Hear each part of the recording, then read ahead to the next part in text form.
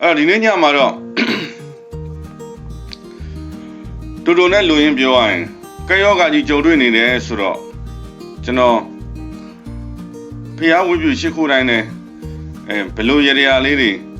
ဘလို့ဓာတ်ကလေးတွေဆင်ရင်ဘလို့လေးတွေကုသိုလ်လုပ်ရင်ကောင်းမလဲဘလို့လေးတွေများဆိုရင်ထူးကြပါမလဲလို့အစဉ်တစ်ဖြင့်တွေးတော့ရပါတယ်အစဉ်တစ်ဖြင့်နဲ့ကြံစီပါတယ်ဆရာသမားတွေဩဝါဒတွေပြောကြတဲ့စကားတွေဆိုလဲအစဉ်တစ်ဖြင့်ဆောင်ရွက်ပါတယ်ကိုတယောက်တည်းအတွက်ကိုဘယ်တော့မှစိတ်မကူးမိပါဘူးကိုယ့်ရဲ့မိတ်ဆွေတွေကိုယ့်ရဲ့ဆွေမျိုးတွေကိုမိသားစုတွေကိုယ့်ရဲ့ညီကိုမောင်နှမတွေကိုယ့်တငယ်ချင်းတွေကိုယ့်အတိုင်းဝိုင်းတွေကိုယ့်ရဲ့ထောက်ပံ့ကူညီပေးနေကြတဲ့ခုနှစ်ရက်သားသမီးအလှရှင်တွေအားလုံးအတွက်အမြဲတမ်းကျွန်တော်စိတ်မှာရှိပါတယ်ကျွန်တော်ကောင်းမှုတစ်ခုခုလုပ်တော့မယ်ဆိုတိုင်းလည်းအဲ့ဒီပုံကိုယ်တွေအတွက်မလွဲမသွေကိုတတိတရားရှိပါတယ်တခါတလေဆိုရင်မေတ္တာပို့တဲ့ချင်းဆိုတယောက်ချင်းအချိန်ရရင်ရတယ်လို့မျိုးလေးတွေးတော့ပါတယ်ဘယ်သူတော့တတိမတွေ့တာကြားပြီးမဆုံးတာကြားပြီးအစဉ်ပြေပါစေကျမ်းမာပါစေစသည်အဖြစ်ပေါ့နော်ကျွန်တော်မှာကအကောင်းဆုံးပြုနိုင်တဲ့ကုသိုလ်ကမေတ္တာကုသိုလ်တစ်ခုပဲချမ်းချမ်းသာသာရှိတယ်အဲ့တော့ခုနှစ်ရက်သားမီးအားလုံးကိုအစဉ်တစ်ဖြင့်မေတ္တာရှိထားပါတယ်အခုလိုဒီလိုချိန်မျိုးမှာဆိုပိုးမေတ္တာပို့ဖြစ်ပါတယ်ဘာကြောင့်လဲဆိုအားလုံးဟာဒီကယောဂါကြီးကိုကြုံတွေ့ပြီးတော့အပိတ်အဆို့တွေအကြက်တဲတွေကျုံနေတဲ့အချိန်မှာအစဉ်တစ်ဖြင့်တော့စိတ်ချမ်းသာပါစေဆိုတာမျိုးလေးတစ်ခုနဲ့မေတ္တာပို့တာတယ်နော်ဒိဋ္ဌာန်တစ်ခုလိုမျိုးလေးအစဉ်တစ်ဖြင့်ဆောင်ရွက်ပါတယ်ဒီနေ့ညချမ်းလေးမှာလဲတောကတွေပြဿနာတွေအေးသွားအောင်ပြေးသွားအောင်ကြောသွားအောင်လောက်ရတဲ့နီးလေးတစ်ခုရှိတယ်အဲ့ဒါလေးသွားပြီးထင်းနေတဲ့သတိရတယ်အဲ့ဒါကဘီရင်ဟောင်းရင်းနေဆိုရင်ထထားပြီးတော့ပေးလိုက်တဲ့ရေတွေဟာပေါ့နော်ဘယ်အချိန်မှာပေးရလဲဆိုတော့ဘီရင်ပညာနဲ့ပြောမယ်ဆိုလို့ရှိရင်တော့အင်္ဂါတက်ရောက်ဗုဒ္ဓတက်ရောက်နော်ဘီရင်စကားအရာပြောရင်9-6ခွန်တိုင်ရောက်ပေးတဲ့ရေတွေဟာဒါပေမဲ့ဘယ်နေ့သားမီးဘယ်သက်ရောက်မဆိုလုံရင်လည်းအကျိုးပေးတယ်စွမ်းတယ်အဲ့တော့ဒီလိုအချိန်မျိုးမှာအနည်းနဲ့အများလူတိုင်းမှာအခက်အခဲတောကလေးတွားတွေ့နေတာပေါ့နော်ဘေးရင်ဆရာတော်တောကရှိတယ်ပေါ့ဗျာငါဘေးရင်ဟောမဟောအောင်အစဉ်ဘလို့ပေါ့နော်နောက်တစ်ခါ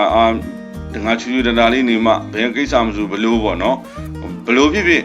်နည်းနည်းတော့ဒီကိစ္စအတွက်နဲ့အနည်းနဲ့အများတောကရှိတယ်ချမ်းသာတဲ့တတိလျောက်တောကရှိတယ်သူစင်းရဲလျောက်တောကရှိတယ်အခြေခံလူတန်းသားတွေဝန်ထမ်းတွေအလုံးစုံ9ရက်သားမိအားလုံးပေါ်မှာဒီအချိန်လေးကစီးတော့ကဖြစ်နေတဲ့အချိန်လေးဖြစ်တယ်အဲ့တော့ခုပြောပြမယ်ရေရာနီးတွေကတော့တောကတွေအေးချမ်းပြီးတော့တောကအားလုံးကြောပလိုက်တဲ့ရေရာနီးလေးအလွန်ထူးဆန်းတဲ့အလွန်စွမ်းပါတယ်နော်အဲ့တော့တောကဆိုတ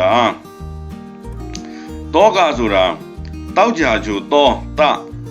ာက်ကြနံနောက်တစ်ခါကဆိုတာတင်းနာနံတောကအဲ့တော့တောကပေါ့နော်တောကအဲ့တော့တောကဆိုတော့တင်းနာနံတောက်ကြနံဆိုတော့ကြက်သွန်ဆိုတာကြက်ဆိုတာတင်းနာနံနှစ်သွန်ဆိုတာတောက်ကြနံနှစ်တောကကိုပြောင်းပြန်လှန်တာအဲ့တော့ပေါ့နော်ဘေးရင်စကားအရာပြောရင်တောကရဲ့ကက်ကင်းကကြက်သွန်အဲ့တော့ကျွန်တော်တို့ပတ်စံလည်းမကုန်ဘူးဘာမှမကုန်မိဖို့ကြောင့်လည်းမှရှိရယ်ကြက်သွန်အဖြူတစ်လုံးအနီတစ်လုံးကြက်သွန်နီကြက်သွန်ဖြူသူတို့ကဓာတ်ရှိရယ်အနီဓာတ်အဖြူဓာတ်နော်ကြက်ဖြူကြက်နီလို့ခံမိရမှာသုံးတယ်အဲ့တော့ကြက်သွန်ဖြူကြက်သွန်နီတစ်လုံးလုံးမယ်ကြက်သွန်အဖြူကဒီလိုအမွှာတွေမှုပဲနဲ့ဥတစ်လုံးလေးရှိလို့တစ်လုံးဆိုလည်းရတယ်ကြက်သွန်အနီတစ်လုံးအဲ့ဒီကြက်သွန်ဖြူနဲ့ကြက်သွန်နီကိုမိဖို့ထဲမှာအိတ်ခါနီ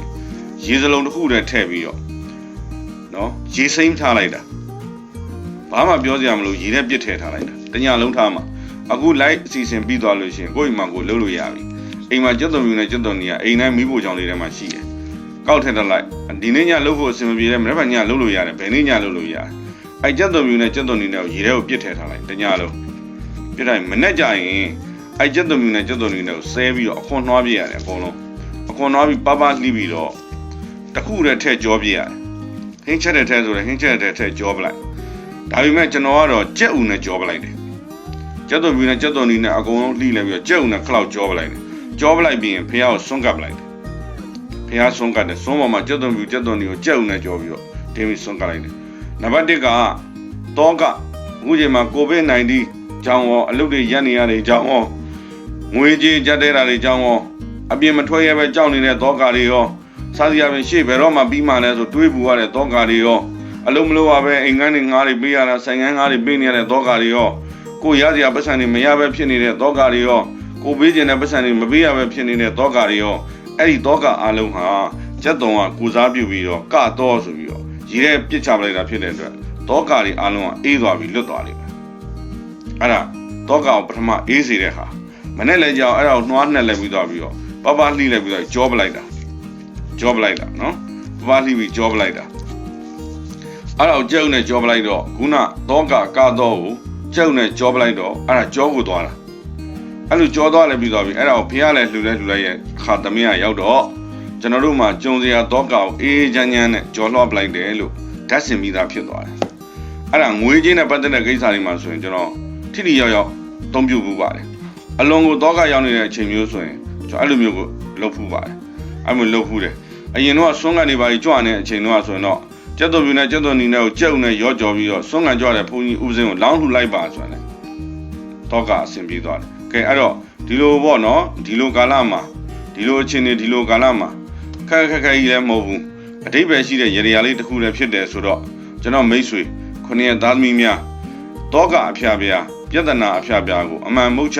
ကြော်လွှားနိုင်အောင်အောင်မြင်နိုင်အောင်ဆိုဒိဋ္ဌာန်လေးပြုပြီးတော့ဒီနေ့ညဖျားဝတ်ပြုရှ िख ိုးပြီးတဲ့အခါမှာခုနှစ်သားသမီးအားလုံးဒီရေရာကိုအသုံးပြုပြီးတော့အမှန်တကယ်ကြုံတွေ့နေရတဲ့ပူပင်တောကဗျာပါဒအပေါင်းကိုအေးချမ်းကြော်လွှားအောင်မြင်နိုင်တာတွေဖြစ်ကြပါစေလို့ဆုတောင်းဒိဋ္ဌာန်ပြုပြီးတော့ဒီနေ့ညတောကကြော်လွှားအေးချမ်းစီသောရေရာလက်ဆောင်စကားလေးပါလိုက်ပါတယ်ဗျာမြည်သောတောကမဆိုခုနှစ်သားသမီးအားလုံးကြော်နိုင်လွှမ်းနိုင်အေးချမ်းကြတဲ့သူတော်ကောင်းသူတော်မြတ်တွေဖြစ်ကြပါစေဗျာ